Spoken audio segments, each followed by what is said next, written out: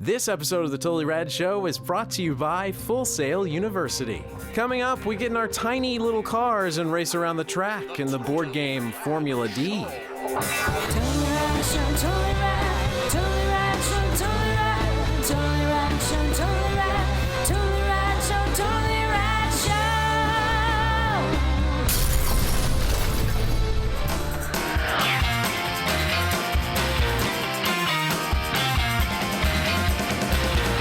We're back to talk to you about board games, the kind of board games that we all grew up with, and I would venture to guess you grew up with yourself, are what most people refer to as roll and move. Roll and move games, you roll a dice, you move your guy, stuff happens. In the sort of postmodern world of designer board games, which is the stuff that we get really excited about, that's not a very interesting mechanic. But I'm here to tell you that mechanic can be interesting, and I bring to Exhibit A for proof, Formula D. Formula D is the game we'll be talking about today. If you're excited about the Cars movie, we got a Cars board game for you. Formula D is a remake of a game called Formula Day that has been put out by Asmodee Editions, and it is a simulation of Formula One racing. Actually, this relaunch or revamp that happened a few years ago also adds street racing to the mix on the flip side of the board with some additional rules. But for the most part, it is, can I beat my friends around the track? And how am I gonna do that? Well, I'm gonna roll a die and move my car. Well, that sounds boring. Well, here's where it gets interesting. You're gonna put your car into different gears as you're driving, as you would racing a car. And each gear your car goes into gets you a different die, so a different sided die, and it will move you a different number of spaces. And you also have to make stops around the turns a certain number of times. So you can't just be trying to roll as high a number as you can. You're gonna have to stop a few times or get a massive penalty. It's got really cool components, a beautiful, huge board, painted cars, and these awesome gear shift boxes that let you actually shift gears into different positions.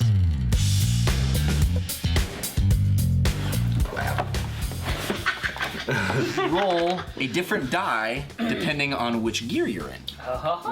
So you'll notice that when you're in gear 1, you roll this the yellow die, so it's only as many as 2 spaces, right? If you shift up to 2, it'll be between 2 and 4 spaces. It's all listed there on your gear shift. You can shift up 1. Just like in a normal car, you can't shift from first gear to third gear. You can't shift, you can't skip any things. You can downshift by skipping 2, but you can only skip up to 2. Here's where it gets tricky. In order to make a curve, each curve shows you how many stops you have to make in order to survive that curve. Downshift. Wait, what does this mean? You have to stop within this red area this many times in order to survive the curve. Got it. So anybody that ends their turn adjacent to another car, either in front of them or beside them, we roll the black die to find out if we have a collision. And that collision can make us lose some WP as well. 8, 1, 2, You can move 3, over. 4, 5, 6. We were before that though. Yeah, he has to go to the wide. 4, 5, 6, 7, 8. There you go. Oh boy. That was close. 9, 10, 11, 12. Alright, I'm gonna downshift into red. 1, 2, 3, 4.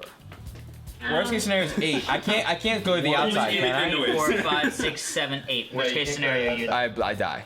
Worst You case do scenario. die. I Worst blow case up, I scenario, die. you blow up and There's die. no going to the outside? No. You can in the turns you can only follow the arrows. Okay. That's So, death right here. That's one roll, you're out of the game. right. You gotta downshift. Actually, what are you on at right least now? once. I got a downshift, yeah.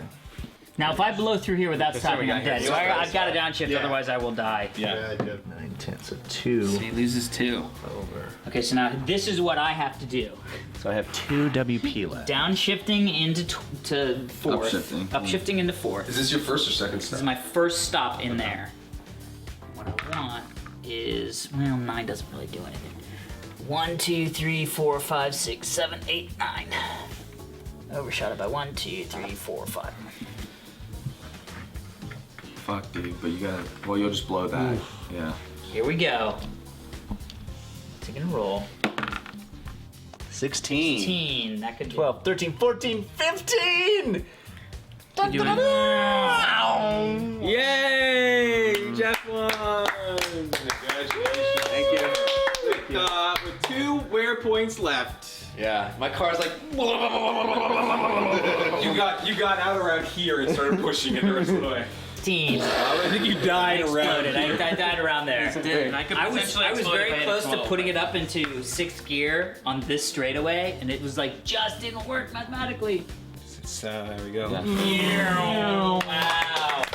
Good race. Yeah, no, good you race. didn't die. You didn't die. The trifecta. We got the police headquarters, so whoever is in first place go through here, like has a penalty. Oh, and there's like debris on the ground over here. So if you run over it, like bad things happen. And there's a part where people shoot at you. That's Race City right there. We gotta do this next time. This time. Danny, tell me what you thought of Formula D. I loved Formula D. I actually, it's a lot of the games we've talked about. I'm not like jonesing to play again. They were fun, but whatever. I'm definitely jonesing to play Formula D again. Phenomenal game. In fact, I think about it the way Dungeons & Dragons sort of simulates playing a fantasy video game. This simulates playing Vice versa, really, but. right, but now because they changed the rules for Dungeons & Dragons to mimic more video game style. 4th edition. So Formula D really simulates the experience of playing a racing game on the video system. Machine. Grandpa. It's awesome. It's similar to something else, and I can't put my finger on it, but when you have to make these decisions, you're almost like gambling. You're like wagering, my car can take a certain amount of damage, and you have these wear points in your thing. And when you gamble your shift, you know, okay, there's a straightaway here, so if I shift up so I can get a bigger dice to roll, I will definitely get me ahead, but then it's gonna be harder for me to stop. All of a sudden, I have to take some damage to do that. And those kinds of choices are so fun, and when you have to measure that against the other players on the track, a lot of fun. The only problem I have with this game is that there's not a lot to do when other people are going. It's a wait till your turn game, not a like, well, when someone else's turn, I can also do this or whatever. But that's okay. Small price to pay to have a lot of fun in so many other ways with the game. So phenomenal, blast. Yeah, it's funny that you when explaining it said you roll and then move. It's not as boring as that. You roll bigger dice and move. It's not even as boring as that sounds. This game is a game where when it was described to me how we play it, I was constantly thinking, this is gonna be the longest, most painful, boring game ever. I roll a die, I move my car. That's not what this game is about. It really is a sort of study of all of the facets that go into actually racing cars around a track. Amazingly. There It's are like racing in slow motion. you don't. I think, It is is. what you're It's playing. like racing in slow motion. You All don't the time. want to be close to someone because then you can bump them and lose and damage your car. And the damage stuff, I was kind of like up front. I was like, well, I don't give a crap. Look at that. I got like 18 damage points. Whatever. I'll take some damage. By the end, my car exploded and died. You did. You died in a fireball. I died in a fireball of crash. So. It is, there are a little bit of things that it has to get over. It's true that the sort of like wait until your turn kind of thing, especially with us, we had like 6 people playing, I think, and so it did get a little bit like, okay, it doesn't really matter what happens because I'm not, I'm up front. It did a couple really fun things, which is everybody goes once, and then you go in the order, the next time, in the order of first to last. So you can like eke out, just like nose out in front, and that means, yes, I get to go before he does. Now I'm in a power position, so that stuff was really, really fun. The only other thing I was going to say was the end of the game is a little anticlimactic because it's so specific as to what you can and can't roll that there was a period of time where we were waiting for everybody to kind of go. We knew Jeff was going to win. There was nothing that anybody could do to stop him, but yet the game wasn't over. He hadn't won. It was just inevitable. Well, that was the that's how only it shook issue out with the that end. one time. That's how it shake and bake. I think it's going to time. shake and bake that way It almost does every have time. it does have what they call a runaway winner syndrome, which is sort of like if someone's way out in front, there's not a lot you can do, but I was amazed You didn't how get too far up front. It literally was no. the last 2 rounds where it was like Jeff's gonna and win. stuff we had bunched to- up yeah. a lot of times, And people moved past it. It was really crazy. It's a really thrilling, fun game, and there's so few games that scale from 2 to 10 players. This game supports up to 10 people simultaneously, and I would argue the more people you have playing at once, the more fun it is because the more chaotic and there's more bumping, and it is a blast. In fact, a lot of people recommend if you play with only a few people, like 2 or 3, that everybody plays 2 cars, so that there is that's still a lot interesting, yeah. happening. Yeah, That's cool. It's an awesome game. The Formula D came out in the early 90s, and a bunch of different maps were released. You mean and Formula Day? Day. one that Formula, never yeah, played- yeah, exactly. yeah. DE, Yeah. right, Day. And a lot of maps came out for that, and all of those are compatible with this new edition. Oh, and cool. this new edition has 3 or 4 expansion, different maps that you can buy that change things up. So there's a lot of that. There's so many interesting, unique rules that you can add. You can add weather effects. You can get to the point where you're really simulating all the aspects of your car. There's like, tires and I don't know. There's all sorts of There's stuff. all kinds of. I don't know enough about cars to even speak about And it. that street tires. racing side, people are shooting at you and stuff. Yeah, you're doing like- jumps, cops are after you. Yeah. It is Got a good a replay blast. value, yeah. So I highly recommend Formula D. I think we all do. The other thing that I was going to say about it that I think is going for it, I just played a zombie survival game, which I believe was called Zombie Survival, and there's not tons of info up front. You can kind of learn this as you go a bit, which really helps, especially when you're playing with people who just aren't really that into board games. Yeah. The barrier to entry when you got 45 minutes of setup, chat, tell everybody what each little thing works. This is a really good sit down and just kind of like, you roll. Yeah. And if you want to go up, you can. You roll. True, And it's then just just simple. You always very say it's simple, simple, to but learn it's- about, and I'm always like, it's a little complicated. This one's pretty simple. Well, I have to also mention, and I'm glad you brought that up, one of the best written rule books I've ever seen in a board game. It's got 2 different books, one for beginners that's like, just start playing with this, and then more advanced stuff you can add on top of it. That's cool. But it's so clear, it's very well written, and that's a big deal. big deal. Oftentimes, a lot of these games, it's really obtuse. So it's a great introduction for gamers new to design board games, but really accessible for large groups as well. Super. yeah. All right, everybody, be sure to stick around for this day in rad history. But first, we want to thank our sponsor, Full Sail University. You love to play video games, but have you ever thought of creating them? All the time. Answer yes. Whether interested in programming, art, animation, story creation, or even producing games, there's a game degree program at Full Sail University to fit your needs. Full Sail's campuses is equipped with professional level video game studios and labs where you can work with teams of your peers to create playable games from start to finish. So cool. Think about college and what you're doing is making video games that from start to finish and having people play them. Amazing.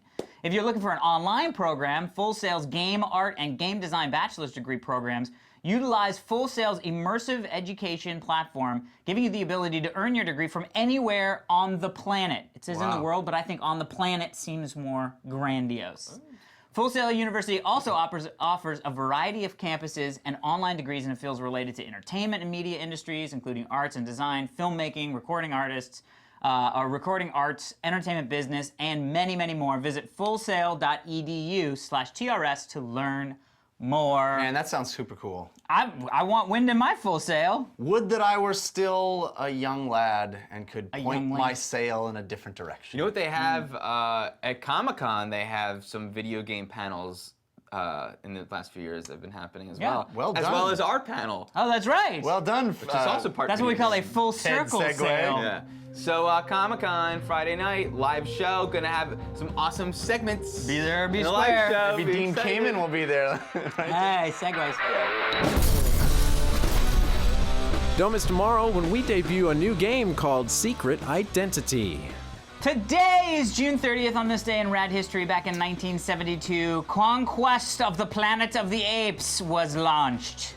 Which Which one was this? I think I this is don't probably know. the I don't second. think I've ever seen any except the first. No, they're cool. Some of them are weird. There's Beneath. You just got Jeremy. I think Lin. Beneath is the second one, potentially. No, No, Return, right?